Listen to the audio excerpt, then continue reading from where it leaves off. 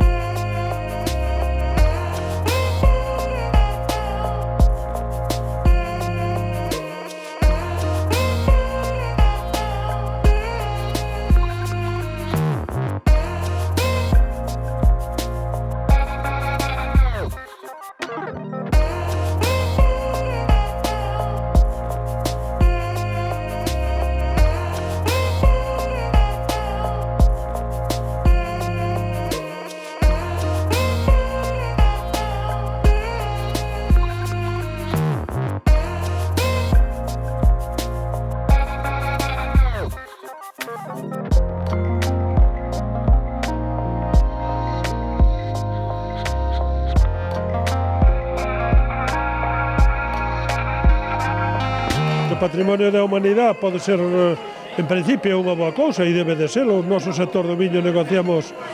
cousas que creo que melloraron as cuestións que tiñamos,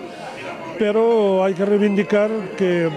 o territorio mantémolo, os que vivimos no territorio, os que vivimos aquí, a fauna humana que vivimos aquí,